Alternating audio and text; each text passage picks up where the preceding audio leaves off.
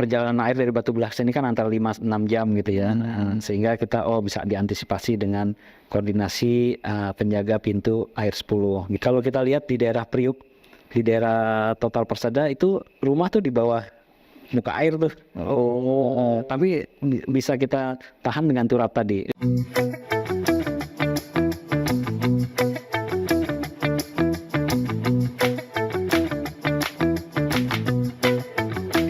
Assalamualaikum warahmatullahi wabarakatuh. Selamat datang di podcast Satelit News. Kali ini kita akan ngomongin banjir. Di sini sudah bersama saya Kepala Dinas PUPR Kota Tangerang, Bapak Ruta Ireng Wicaksono. Assalamualaikum Pak. Waalaikumsalam. Apa kabar Pak? Alhamdulillah sehat. Terima kasih Pak sudah menyempatkan waktu datang ke podcast Satelit.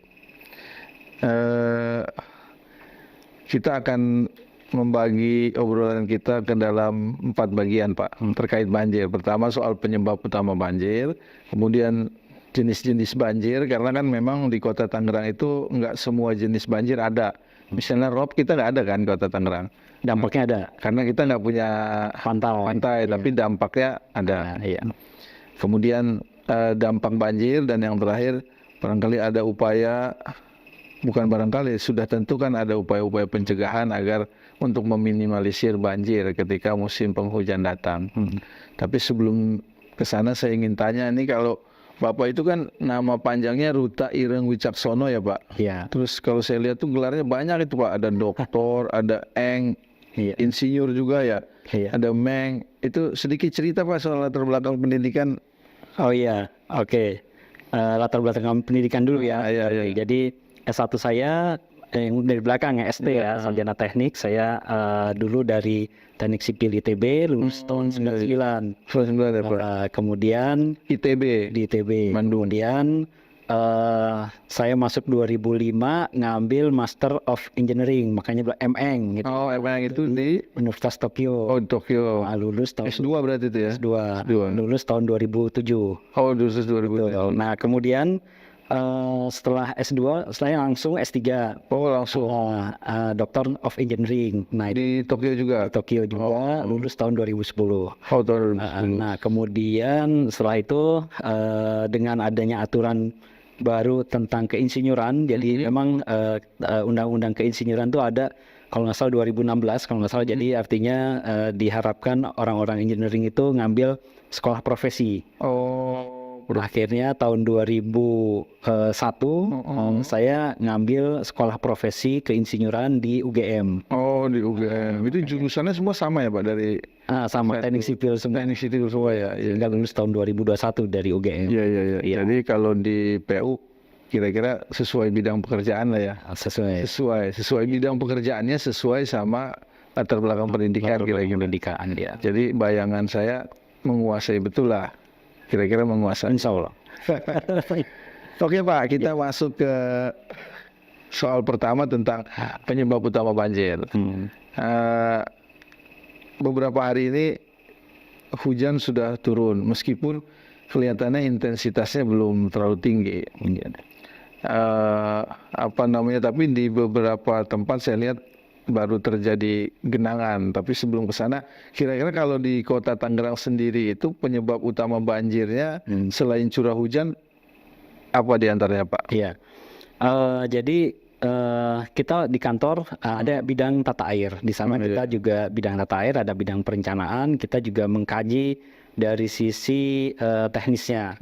Apa sih penyebab banjirnya? Kita identifikasi paling tidak ada 4 yang ini penyebab banjir, dan kita perlu lakukan penanganannya secara terstruktur dan sistematis. Keempat penyebab banjir itu antara lain yang pertama itu alih fungsi lahan. Alih fungsi lahan. Jadi memang kita akuin Kota Tangerang itu kota yang perkembangannya pesat gitu ya. Yang tadinya tanah lapang, terus artinya ada pembangunan di beton, ada pembangunan jalan di aspal, sehingga yang tadinya itu daerah resapan berubah jadi menjadi daerah aliran. Nah, itu yang biasanya kita sebutnya air larian. Oh, air larian. Air larian. Artinya air larian tuh air yang nggak bisa meresap. Iya, Tapi iya. harus Tapi dia lari terus, nyari tempat penampungan. penampungan. Ya. Kalau bahasa teknisnya, kalau nggak air larian, run off namanya. Oh, run off. Ya, ya. Nah, di sana artinya air hujan itu nggak meresap, tapi dia harus mencari ke saluran, sehingga menuju ke sungai atau drainase menuju ke sungai ujung-ujungnya. Karena membuangnya kan ke sungai kemudian ke laut air itu karena tidak terserap.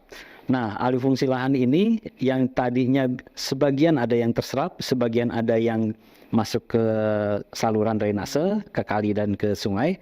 Itu semuanya nggak ada yang terserap, sehingga kapasitas saluran kita yang tadinya mungkin 50% atau 40%, 60%, 100%-nya masuk ke saluran. Sehingga saluran kita daya tampungnya pun perlu kita koreksi. Makanya kebanyakan air masuk. Kebanyakan air masuk ke saluran. Nah, sehingga itu salah satu penyebab. Kemudian yang kedua, penyebab kedua ini Kota Tangerang itu termasuk kalau dari sisi tata ruang kemiringannya itu antara 2-7%. Artinya apa tuh, Pak? Jadi artinya relatif datar. Oh. Nah, saking relatif datarnya ada beberapa wilayah yang justru di bawah kali gitu ya, di bawah saluran pembuang alami gitu ya, sehingga ya secara itu dia lebih rendah dibanding kali atau dibanding saluran, sehingga memang itu terus terjadi banjir. Nah, itu pun kita lakukan secara kajian hal-hal untuk penanggulannya berbeda dengan yang lain. Jadi kan penyebab yang pertama. Nanti kan kita tadi katanya beda-beda. Terus kemudian yang ketiga penyebabnya pembangunan yang sudah ada itu juga ya namanya masa layan ya, itu juga ada kerusakan saluran drainase sehingga perlu perbaikan, ada yang bocor, ada yang kemudian harus direhab. Nah, itu yang bocor itu juga kadang-kadang menyebabkan banjir. Bocornya itu juga banyak sumbatan sampah. Itu juga salah satu penyebab. Kemudian yang keempat tentunya ya ini memang dari sisi birokrasi ya. Di setiap entah itu jalan atau saluran kali itu ada kewenangan. Ini juga treatmentnya berbeda gitu ya. Artinya kita koordinasi lebih.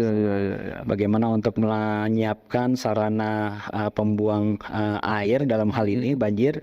Kita juga melakukan koordinasi karena terkait dengan kewenangan-kewenangan yang berbeda antara tingkat kota, provinsi, dan tingkat karena sungai itu kan kewenangannya bukan di Bapak kan, bukan di tingkat kota, tapi di provinsi.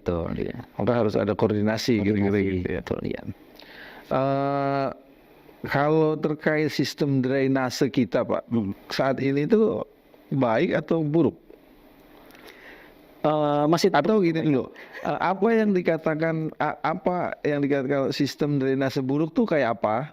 Atau sistem drainase yang sudah baik tuh kayak apa, Pak? Iya, jadi sebetulnya kalau baik buruk kalau dari sisi kita, terutama masyarakat atau orang awam, ya kalau nggak banjir berarti baik gitu kan? Oh iya. Gitu ya. Kalau sederhananya gitulah ya. Kalau bisa mengaliri air. Harusnya baik, gitu ya, baik ya. Kalau misalnya masih ada yang nyangkut, masih ada ini berarti buruk, gitu. Buruk. Maksudnya kalau misalnya gorong-gorong kapasitas penampungan airnya besar, tapi ada sampah yang mampet, itu kategorinya sistem drainasenya buruk. Buruk gitu, karena nggak berfungsi dengan baik. Karena tidak berfungsi dengan baik, ya. Padahal meskipun sampah itu kan bukan disengaja oleh pengelola gorong-gorong, tapi memang ada perilaku masyarakat yang kurang baik, misalnya penumpukan sampah. Sepakat, dan itu nanti ada treatmentnya tersendiri. Nah, itu ada treatment tersendiri. Oke. Ya. Tapi overall di kita itu di semua wilayah apa perlu ada gimana, Pak, sistem drainasenya? Ya, jadi masih banyak yang perlu di kapasitasnya diperluas, diperlebar atau gimana? Iya, jadi kalau dari sisi kan setiap kita melakukan pembangunan kita evaluasi terus ya. Kita memang masih ada banjir itu hampir 200 hektaran gitu banjir ya, lokasi genangan, dan itu memang kita bekerja. Kenapa kita bisa ngitung 200 hektar gitu? Karena kita punya master plan pengendali banjir yang kita susun 2017. Jadi artinya kita bekerja juga ada guideline, ada dasarnya, dasarnya, ada guideline-nya. Tapi sambil terus kita evaluasi, oh ini rencana yang seperti ini, kita lakukan ini, kita evaluasi ada perbaikan atau enggak. Kalau ada perbaikan kita koreksi, kita update lah master plan itu gitu. Kayak gitu. Nah, tadi balik lagi, setiap itu kita lakukan evaluasi. Kalau misalnya udah lakukan ini, kita cek lagi ini masalahnya, jangan-jangan ada sesuatu yang lain nih masalahnya gitu, yang harus kita perbaikin. Kurang lebih seperti itu. Ya, oke Pak. Kemudian kita ke soal jenis banjir nih. Kalau di kita kan Kota Tangerang itu kan nggak punya pantai kan, ada rob tuh jenis banjir, salah satu jenis banjir. Dia terjadinya di wilayah tetangga kita kabupaten, tapi punya dampak. Apa tuh Pak dampaknya kalau terjadi rob itu? Iya. Di antaranya.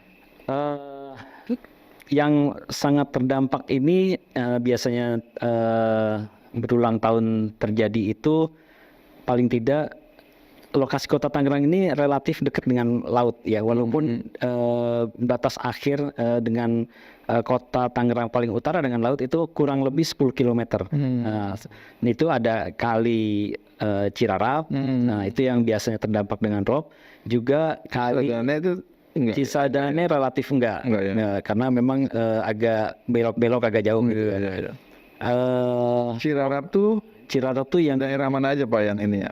Wilayah Priuk. Oh, wilayah Priuk, iya. Oh, yang Cisadane nanti terdampak robnya, tapi sebetulnya karena ada pintu air itu terkendali ya, tapi tetap kadang-kadang kita kena ya, karena ada kali Sabi itu di belakang pintu air. Nah itu ke situ ya. Jadi terus ada namanya kali Prancis. Nah itu Prancis juga dekat dengan laut, itu juga tinggi. Jadi gini, kalau rob itu ketika bulan purnama air laut tinggi kan, sehingga air di Cirarap, air yang ada di kali Cisadane atau kali Prancis itu relatif nggak bisa ngalir, bahkan stuck atau bahkan justru backwater, balik. Air laut masuk gitu ya, sehingga air yang kalau di Kota Tangerang hujan, air yang dari Kota Tangerang itu nggak bisa keluar, jadi akhirnya ya ngantri itu. Itu kalau ada rob, intensitas hujan besar, kiriman hujan dari Bogor tinggi, berarti ya ambiar itu, ambiar. Luar biasa ambiar. Iya itu. Iya. Tapi kalau sejauh ini tidak pernah berbarengan ya? Tahun lalu berbarengan, berbarengan gitu ya. Biasanya hujan deras, terus pas rob itu artinya sekitar bulan purnama lah ya, tanggal bulan Hijriahnya itu 12, 13, 14 gitu. Hujan, air laut tinggi ya, Cirarap nggak bisa keluar airnya, itu nggak keluar ke laut gitu. Ya, untungnya robnya bulan purnama aja tuh, hanya beberapa hari ya. Kalau subuh. Nah itu pun ada treatment nanti kita. Oh itu ada treatment sendiri. Oke. Kemudian kalau air kiriman sejauh ini di wilayah kota menyebabkan ada juga Pak banjir karena air kiriman tuh. Iya, jadi banjir yang kemarin baru tuh Pak. Ya, nah yang itu di Panunggangan Barat. Pangungan Utara, Panunggangan Barat itu banjir karena memang air yang murni dari hulunya banget di daerah Bogor sana ya Cisadane Pak. Cisadane. Itu ya kita kena daerah-daerah yang memang penurapannya yang dilakukan oleh pusat belum 100% lah. Oke. Sehingga kita ya itu masih Panunggangan Barat tuh belum selesai semua penerapannya gitu. Kalau jenis genangan di kita banyak juga Pak titiknya. Genangan itu kalau wilayahnya itu memang didominasi tersebar di Priuk, di daerah tadi ya, mana Karang Tengah gitu ya, Cildung gitu ya, di sana didominasi. Itu titik-titik itu titiknya ya di 2 kecamatan 2-3 kecamatan Tiga besar itu. kecamatan, ya. Tapi kalau kita hitung luas secara total ya kurang lebih sekitar 200 hektaran, dan emang target kita di 200 hektaran itu. 200 hektaran kalau dijumlah gitu ya. Itu yang potensial terjadi genangan gitu. Wah, lumayan juga ya 200 Iya. hektar tuh, Pak. Tapi itu angka itu lebih baik dari tahun sebelumnya. Iya, Oh iya, lebih baik dari tahun sebelumnya. Kita di awal 2019 pada saat itu banjir kita itu masih sekitar 420 hektaran. 420. 2000 di awal RPJMD sekarang nih. Oh ya, 2019 awal ya, atau berarti hampir setengahnya ya, Pak. Iya, hampir setengahnya. Karena emang bisa ditangani. Target RPJMD kita itu tadi hampir sekitar 46 hektar per tahun lah. Kita turunkan gitu ya. Iya. Ya, tapi kalau bisa mah 0 hektar nggak bisa ya? Ada di. Oh ada ya? Ya itu kan tadi turun terus gitu ya. Nanti di akhir tahun ini targetnya sekitar 190 hektar ya terus. Oke. Ya tentunya kan gini, pembangunan ini mungkin di sini ada terus ngebangun lagi pindah nih, ada yang sumber baru. Nah itu yang makanya tadi dalam hal treatment mungkin kalau saya langsung loncat ke treatment bagaimana penanganan banjir itu ada 3 program besar. Pertama, walaupun belum ditanya nih. Iya, apa Pak? Program namanya program OP, operasi dan pemeliharaan. Nah itu artinya yang kita lakukan sepanjang tahun. Ada hujan atau nggak hujan, kita lakukan operasi pemeliharaan ini dalam rangka antisipasi. Tadi di OP ini termasuk yang membersihkan sampah-sampah domestik tadi.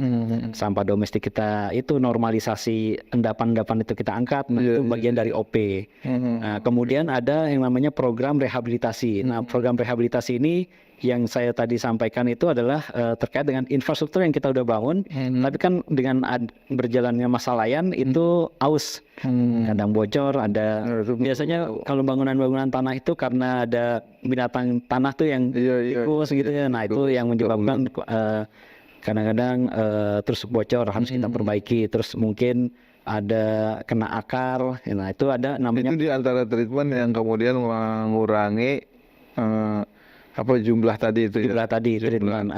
Nah ini treatment ini tadi yang namanya program rehabilitasi kita lakukan. Nah yang ketiga ini adalah program pembangunan. Nah program pembangunan ini yang tadinya belum ada jadi ada gitu. Yang tadinya belum dilakukan pembangunan turap dilakukan pembangunan turap. Jadi ada 3 program besar ini yang kita lakukan. Kita perdalam lagi nanti Pak. Satu lagi soal jenis banjir ini, kalau di Kota Tangerang tuh pernah nggak banjir bandang tuh nggak ya? Kebetulan kan saya orang Kota Tangerang tapi menurut saya banjir bandang belum pernah terjadi. Iya, cuman banjir yang relatif besar itu mungkin tanggal 1 Januari 2020 itu ya, yang sejabodetabek. Hujan sejabodetabek terus sehingga banjir. Iya banjir lah. Tapi kalau banjir bandang tuh pengertiannya air kiriman yang begitu besar gitu kan Pak ya? Kiriman besar biasanya itu ya di daerah pegunungan ya atau di hulu ya. Iya. Gitu. Kalau di kita itu mungkin bisa gini nggak Pak? Apa karena normalisasi itu misalnya Sungai Cisadane kan, sepanjang Sungai Cisadane kita lakukan normalisasi ya Pak. Namanya apa Pak itu kalau di beton itu? Iya, kita normalisasi dengan turap gitu. Dengan turap, oke. Apakah turap itu membantu juga Pak mengurangi juga banjir bandang tuh? Ngaruh nggak apa? Iya, jadi ketika kita melakukan turap, contohnya tadi yang bilang di Pandungan Utara dan Pandungan Barat itu belum diturap. Karena dengan turap itu artinya air yang mungkin kenaikannya ngelewatin daerah yang lebih rendah. Tadi salah satu penyebab banjir adalah wilayah-wilayah kita ada yang lebih rendah, itu ditampung oleh turap. Kalau kita lihat di daerah Priuk, di daerah Total Persada itu rumah tuh di bawah muka air tuh. Tapi bisa kita tahan dengan turap tadi. Iya. Nah, gitu. Jadi irigasi, airnya tinggi. Kalau kita lihat ke sisi sebelahnya, pemukiman rumahnya di bawahnya. Iya. Kayak di Belanda lah, tapi kalau di Belanda indah. Iya. Jadi kita juga indah kalau bisa dikendalikan kan, maksudnya kalau walaupun airnya di atas pemukiman, kalau bisa kita kendalikan kan tidak menjadi musibah, tidak menjadi banjir. Dan kalau kawasan itu ditata juga kan menjadi menarik. Menjadi menarik kan. Cuma yang bikin mengkhawatirkan tuh kalau kita nggak bisa kendalikan, itu yang repot kan. Tahu-tahu tumpah, lagi pada tidur kebanjiran. Iya. Memang soal banjir ini menjadi penting. Kalau musim hujan datang, pasti itu fokus masyarakat. Wah, gimana nih kalau apalagi kalau intensitas tinggi. Wah, gimana nih? Iya. Banjir, kalau tempat langganan banjir kan pasti sudah antisipasi dia. Antisipasi.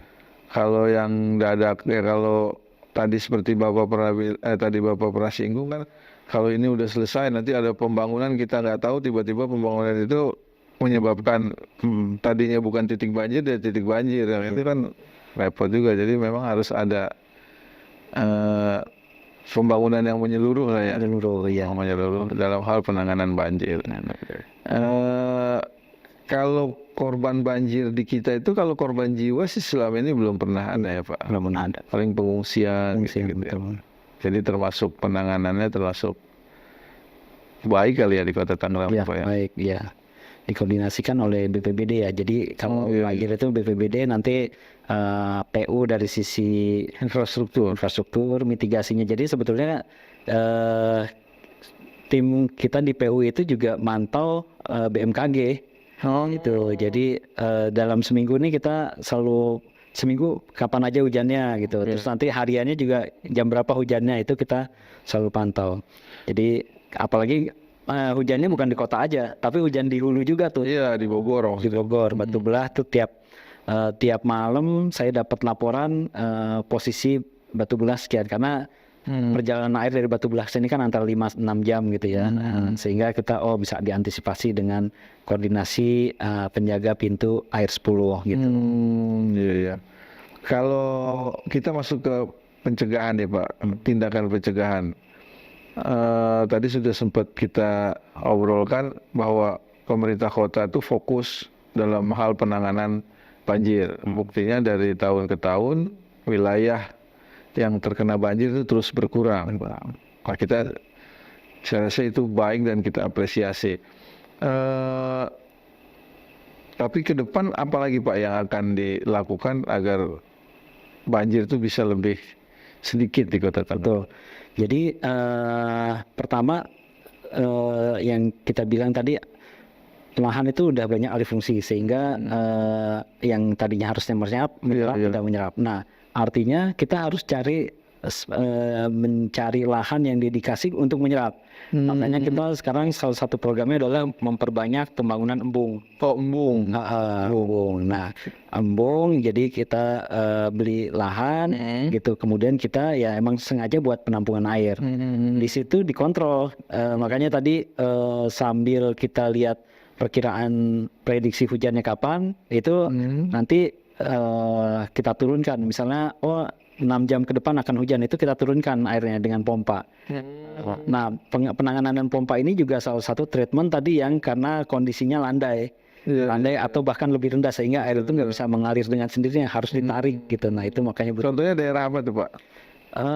Sebetulnya embung atau sungai itu kita ada 27 titik ini di Kota Tangerang. Ada yang secara harus action dengan pompa, itu harus kita kuras. Iya. Jadi setiap mau hujan kita turunin supaya nanti air bisa masuk situ.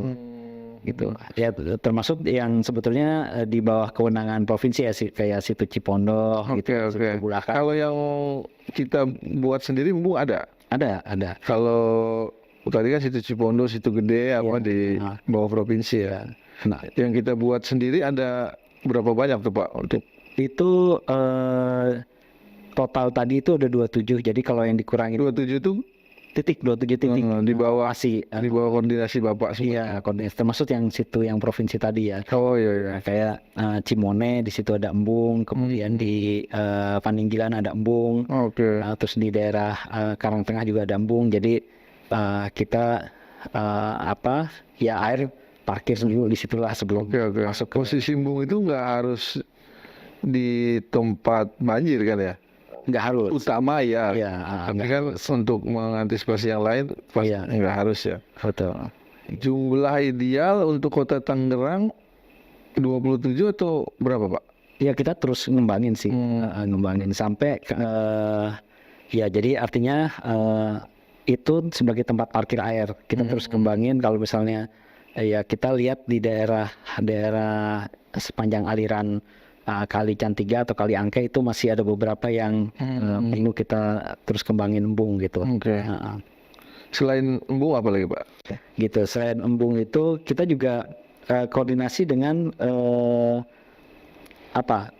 selain embung ada kolam olahan. Jadi setiap drainase di beberapa wilayah itu kita bikin kayak Kolam semacam olahan. Nah, itu kayak semacam bak gitu ya. Relatif lebih kecil lah. Mungkin ukurannya sampai 5 Jadi, kali 5 meter. Gimana, Pak, misalnya, Pak? Jadi ada saluran Drainase, terus saluran drainase, kemudian karena dia posisinya relatif datar atau bahkan lebih rendah dibanding sungai, ya kita harus ditampung dulu tuh, harus ditarik ke atas airnya itu karena lebih rendah nih buat dipali.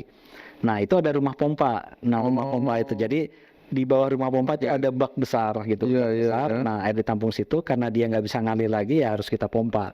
Nah di sana rumah pompa itu kita juga karena personil kita juga terbatas ya, kita serahkan atau kita latih biasanya ketua RT atau petugas di RT RW untuk mengoperasikan pompa tadi. Iya. Itu namanya apa tadi, Pak? Rumah pompa. Rumah pompa. Itunya Kolam olahan. kolam olahan namanya. Itu berapa bisa tampung hujan misalnya? Iya, jadi itu biasanya kita bangun rata-rata 5 kali 5 terus kedalamannya antara 2 sampai 3 meter gitu ya. Jadi air masuk ke situ. Jadi kadang-kadang gini, karena di wilayah itu atau di lingkungan pemukiman itu ada air tapi terus jalannya pelan karena relatif datar tadi ya.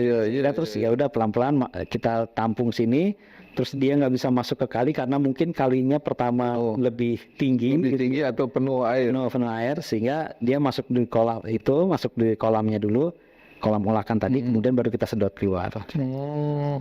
Disedot pompa namanya itu ada berapa titik, Pak? Itu kita database kita pompa yang tersebar ya termasuk rumah pompa sih, tapi sebetulnya ada beberapa mungkin belasan sampai 20 itu pompa yang sifatnya portable, itu ada 260 unit pompa Kota Tangerang gitu. Nah dalam hal mengoperasikannya kita tadi dibantu masyarakat juga ya, masyarakat RT RW karena jangan sampai pompa itu mati pas dibutuhkan gitu ya. Makanya dipanasin. Berarti ada 2 hari sekali. Harus sering dipanasin juga ya. Ada pemeliharaan lah ya. Pemeliharaan. Betul. Oke, kalau ini Pak, saya ingin ke yang penurapan kali. Kalau di kita itu yang fokus prioritasnya selain Cisadane, kali yang besar apa nih? Kali yang besar kita ada Cirarap, Cisadane, sama kali tadi Kali Angke. Besar. Yang sudah semuanya kan masuk program penurapan. Tapi semuanya juga belum full 100%. Belum full 100% ya. Betul. Yang Pepanunggangan nih kasusnya itu kendalanya di mana dia belum itu, Pak? Belum selesai. Karena itu program pemerintah pusat ya, buat penurapan itu ya. Jadi kita usulkan gitu ya, kayak kemarin biasanya memang kita cek dulu, kita harus bebasin lahan-lahan itu. Jadi pemerintah pusat tuh masuk setelah lahan itu selesai dibebaskan gitu. Nah kita juga sambil terus memprogramkan pembebasan lahan. Pembebasan lahan tujuannya untuk ya kan ketika diturap juga perlu ada akses gitu ya, jalan masuk gitu. Biasanya kan nggak mudah kalau membebaskan lahan tuh, kan ada kendala, pasti ada kendala. Ada kendala ya. Ya memang biasanya apa, Pak, kendalanya itu? Jadi apa misalnya masyarakat punya tanah nggak mau dijual atau apa? Ya. Rata-rata sih lebih ke administrasi surat menyurat gitu kan, administrasi surat-surat tanah gitu yang harus dikumpulin gitu kan. Nah, itu terselip, harus dicari dulu nggak ada gitu ya. Gitu. Jadi tapi prinsipnya masyarakat tuh mau dia mau Sejauh ini sih. sejauh ini gitu ya. Jadi kan saya misalnya punya tanah di dekat pinggir Cisadane untuk akan digunakan untuk akses. Itu kan perlu kerelaan apa segala macam. Sejauh ini tuh masyarakat juga mendukung ya, Pak? Mendukung, ya mendukung. Betul. Selain Panunggalan di Angke ada ya, Pak? Kalau yang jebol tuh ya, Pak? Iya, nah itu jebol di tahun lalu ya, tahun 2022 itu di Pinanggeria ya. Pinanggeria.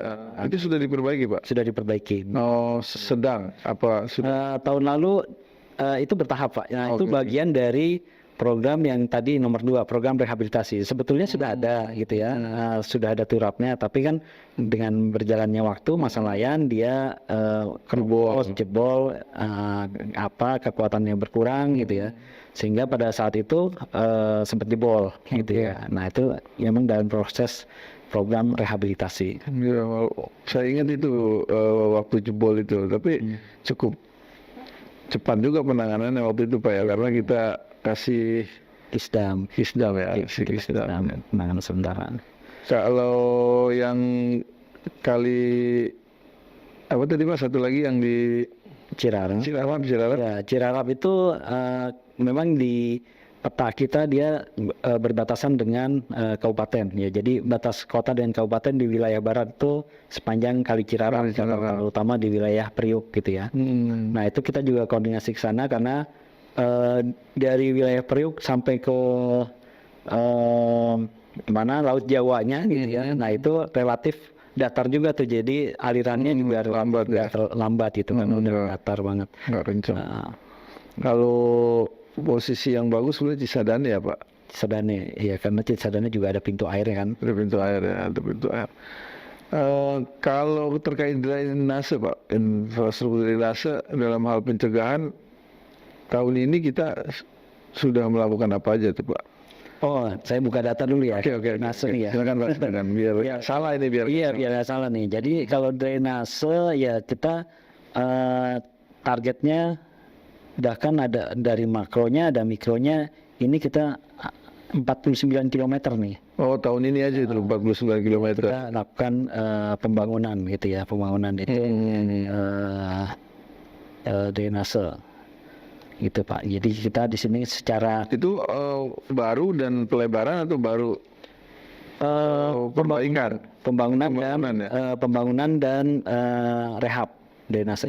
Pembangunan dan rehab ya. Jadi kenapa harus direhab tadi? Karena alih fungsi lahan, drainasenya jadi kapasitasnya juga kurang besar nih.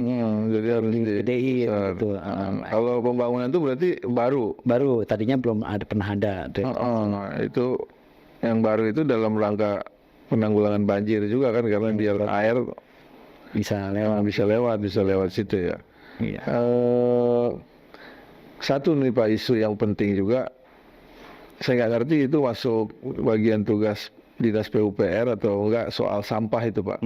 Kan drainase itu seringnya itu bermasalah ketika tersumbat sampah atau ada bekas pembangunan. Iya. Misalnya ada masyarakat yang bangun rumah terus pasir apa itu atau apa namanya puing-puing rumahnya itu menyumbat saluran. Iya. Ya kan, itu kasusnya di kota itu banyak apa enggak tuh? Banyak banget. Banyak banget ya. Iya. Jadi setiap malam yang tadi bagian dari program pemeliharaan itu ya. Walaupun nggak ada hujan, itu sampahnya banyak tuh. Oh, ya, itu karena akhirnya walaupun bukan musim hujan, pemeliharaan pengendali itu sampah itu tetap dilakukan gitu ya. Jadi kalau kita lihat laporan dari teman-teman di wilayah, kan kita teman-teman operasi pemeliharaan ini tersebar di 13 wilayah dan itu bekerja 2 shift, ada shift siang, shift malam. Dan itu malam nih terutama di kota, di wilayah kota itu, jadi setiap saluran drainase itu kita punya jaring tuh, jaring buat nampung sampah. Nah itu di situ udah banyak tuh sampahnya tuh banyak. Jadi emang salah satu tugas kita adalah memastikan drainase itu bisa berjalan lancar. Kalau endapan itu mungkin nggak tiap hari lah ya. Ada endapan dari lumpur-lumpur itu. Kalau sampah ada tiap hari. Tiap hari, karena kan orang buang sampah sembarangan. Tetapi sudah diantisipasi dengan cara bikin jaring-jaring tadi. jaring-jaring itu Pak ya. Jadi titiknya Ya, sudah ketahuan. udah ketahuan di situ. Nah, di situ lebih memudahkan. Berarti kan paling tidak setelah jaring-jaring itu kita bisa pastikan bersih. Sampai ada jaring berikutnya lagi. Sampai ada jaring berikutnya lagi. Oke. Iya. Oh, menarik sih kalau menarik sekali itu. Artinya apalagi kan programnya dilakukan tidak hanya di musim hujan, sampah. Cuma sejauh ini trennya itu di jaring-jaring itu selalu banyak aja sampah apa? Banyak aja. Kenapa Pak bisa begitu? Ya itu. Nah, kadang-kadang kalau terkait itu kali ya. Terkait dengan ya perilaku buang sampah sembarangan gitu ya. Jadi kalau PU ada kesempatan ngumpul bareng rapat evaluasi atau ngumpul dengan camat-camat gitu. Kita biasanya nyampein itu masalah supaya tidak buang sampah domestik sembarangan, dan itu disampaikan supaya sampai ke level RT RW gitu. Penyuluhan gitu.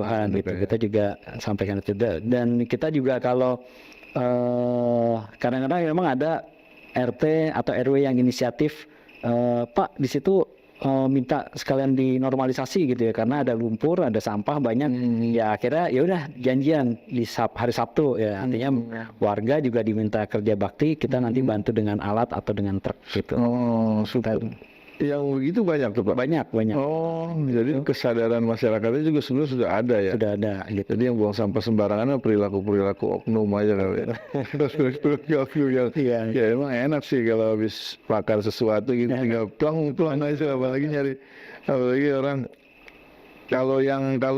maksudnya kalau dia punya perilaku buang sampah yang baik kan dia cari dulu itu. Cari dulu tempat sampah. Tapi kalau yang nggak punya budaya buang sampah yang baik kan, dia udah aja dia habis makan di mana ada solokan dia buang, akhirnya menumpuk. Jadi memang itu menjadi PR kita juga itu sama-sama. Karena saya kalau ini juga suka juga tuh Pak, kalau mungkin antara sadar dan nggak sadar kadang memang harus terus ditanamkan gitu ya, budaya peduli itu, kebersihan itu. Walaupun penyuluhan tentang jangan buang sampah itu bukan ranahnya PUPR kan ya sebetulnya? Apa ya sama-sama sih sebetulnya. Ya kan memang kalau sampah ada di LH, tapi terkait dengan fungsi saluran itu di kita. Jadi tapi mau kita ikut juga memberi penyuluhan terkait pembuangan sampah. Iya, terutama kalau yang agak repot tuh ketika ada pasar terus dekat saluran dia di sepanjang sipon itu. Itu ya. Waduh, itu luar biasa tuh. Tantangannya berat ya Pak. Tantangannya berat ya. Apalagi kalau ada gorong-gorong yang mampet, kita susah bukanya tuh. Iya. Karena di beton tuh kan tantangan sendiri itu Pak ya pasti. Iya. Tapi berapa banyak Pak petugas untuk ngurusin drainase itu? Iya, ada OP sendiri ya, ada bagian sendiri ya. Ada bagian sendiri. Namanya ya operasi pemeliharaan. Operasi pemeliharaan di kita pun ada 3 bagian tuh. Ada yang ngurusin saluran besar dan kali, ada namanya OPSDA gitu kan, buat ngebersihin tadi ya kali-kali, termasuk Cisadane juga kita punya perahu, ada 3 yang operasian perahu yang memastikan nggak ada sampah yang hanyut lah. Kita terus itu ada OP saluran drainase itu juga yang tadi ngecek tiap malam jaring-jaring, nggak malam aja sih, siang, tapi kan ada 2 shift gitu ya. Dan terus ada juga OP jalan yang buat jalan lubang gitu kan. Oke. Kalau khusus banjir berarti dia OP drainase ya. OP drainase. Tapi kalau pas banjir kita atau sebelum hujan sebetulnya yang tadi saya bilang program yang sifatnya sepanjang tahun, sepanjang hari, sepanjang minggu gitu ya. Sabtu Minggu juga kita ada bagian itu. Itu kita cek sampai kalau bagian OP jalan, tali-tali air tuh dari jalan masuk ke lubang drainase, itu tim kita juga ngecek itu. Tali-tali air sampai ke situ ya. Iya. Ya kita berharap sama-sama lah Pak, mudah-mudahan musim hujan ini kalaupun intensitasnya tinggi, kalaupun terjadi genangan Ya nggak usah lama-lama karena kan ini kita bingung juga ya kalau soal ini kan kita tidak bisa sepenuhnya mengendalikan. Iya, iya. Karena kita nggak tahu tuh hujan mau turunnya dikit atau turunnya banyak. Kalau kita bisa nego, hujan dikit aja kan enak. Walaupun sering tapi dikit-dikit aja. Cuma kan ini kita nggak bisa nego. Jadi ya mudah-mudahan kita berharap karena ini mau masuk musim hujan kan Pak ya. Betul. Diperkirakan apa sudah masuk ya Pak? Sudah ya. Sudah masuk sih Pak. Sudah masuk ya karena kan sudah sering mendung juga walaupun nggak jadi hujan. Mudah-mudahan nggak terlalu berbahaya lah, artinya mudah-mudahan nggak banjir banyak. Ini tidak terasa Pak kita sudah ngobrol banyak dan banyak informasi yang sudah Bapak sampaikan. Terima kasih banyak Pak sudah mau sharing informasi tentang banjir di podcast Satelit Pak. Terima kasih Pak Arita. Demikian podcast kita kali ini. Nantikan terus podcast di channel YouTube Satelit Jazz. Assalamualaikum warahmatullahi wabarakatuh. Waalaikumsalam warahmatullahi wabarakatuh.